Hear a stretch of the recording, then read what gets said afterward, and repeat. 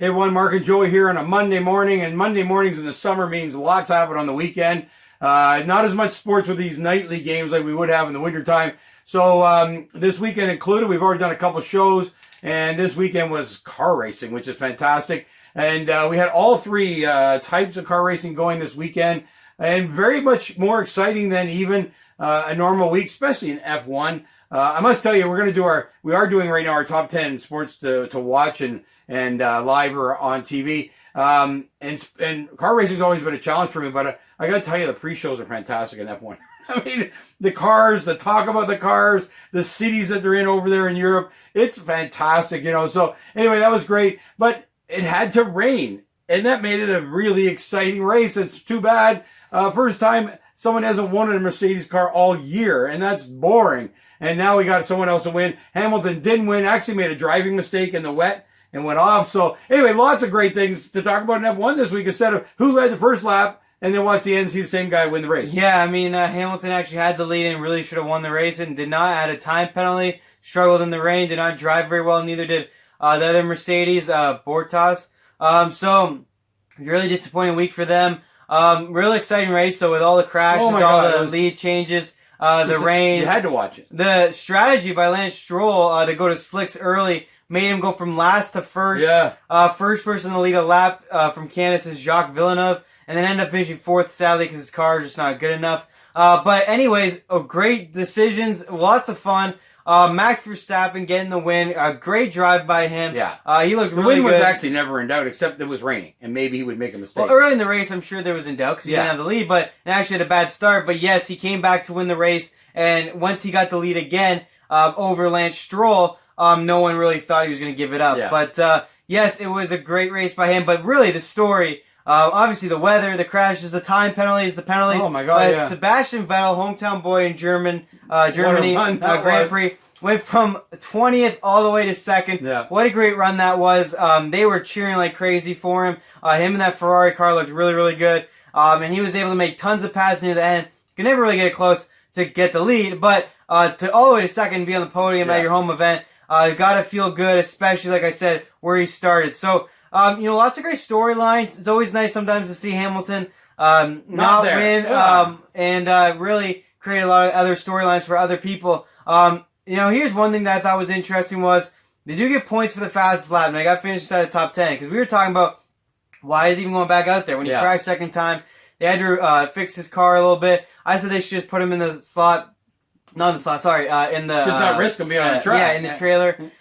Just not risk him on the track. And so they put him back out there because if you do get the fastest lap, you can make the top 10. You can get 2 points actually to your total. So that's why they risked that. But anyways, great race, lots of fun. The crowd was insane. Really fun to watch, and obviously an exciting race finally. Yeah, it was really a whole different race. I've complained about F1 for a long time. That was fun. It's too bad it takes rain. However, it still comes down to the car. I mean, I want to give Vettel, his due for running 20 to the second. He just had the next best car, and he was passing guys like they were standing still. When he came up on our Canadian guy, he went by him like this was nothing. Like our guy had no chance to defend him definitely against cars like Lance Stroll, it was inferior. I mean, obviously, there's other cars out there that are very good because that's why he's not leading the point race. Yeah. But yes, obviously, it also depends on the track. You hear it all the time.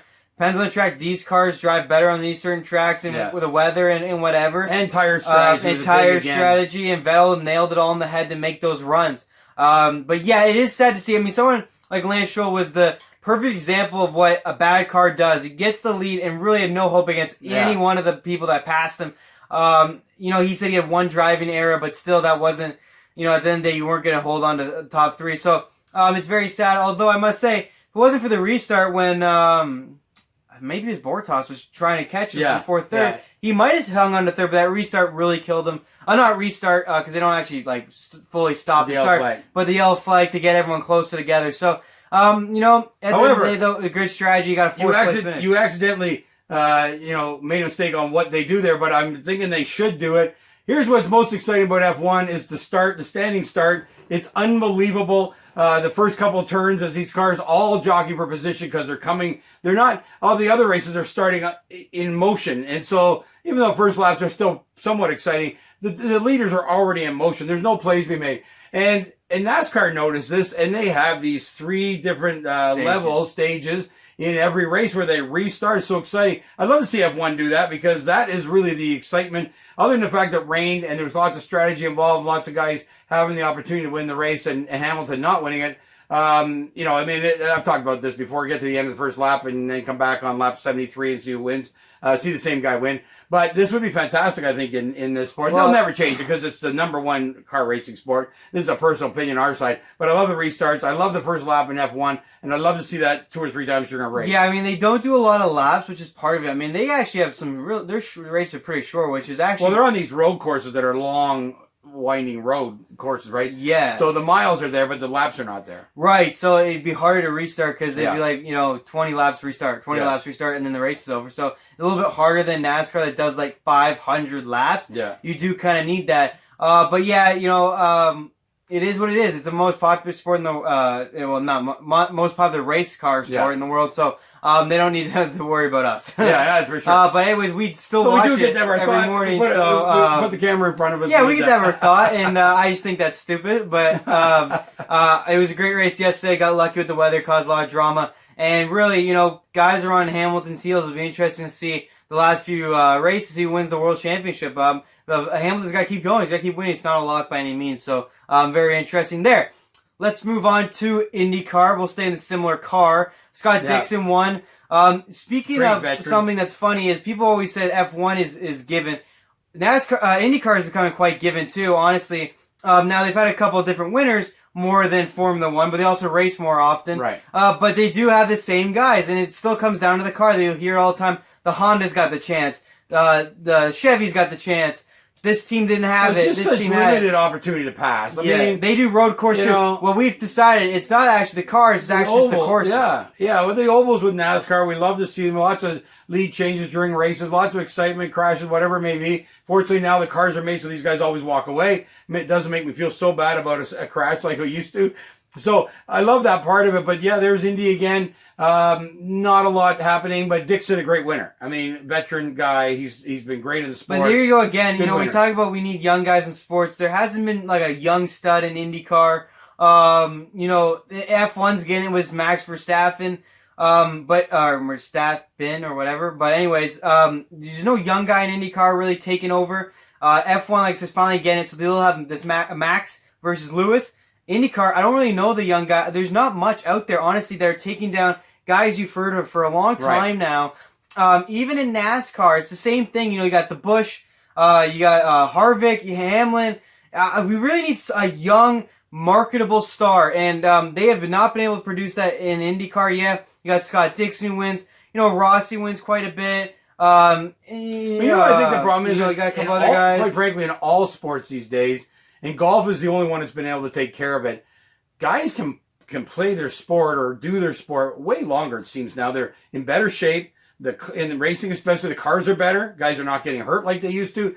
I think it's going to be harder and harder to break in as a young guy, because which team is going to give up one of these veterans to let a young guy drive, right? Unless you're like the next superstar coming in. So I think it's going to be harder. The guys used to not last as long in any sport as they do today, and in car racing especially, and good on it, because it's saved a lot of guys from injuries the way cars are built these days. But there used to be a lot more turnover of guys needing to retire because they'd been in some kind of accident, or they just were not kind of in shape enough to keep driving.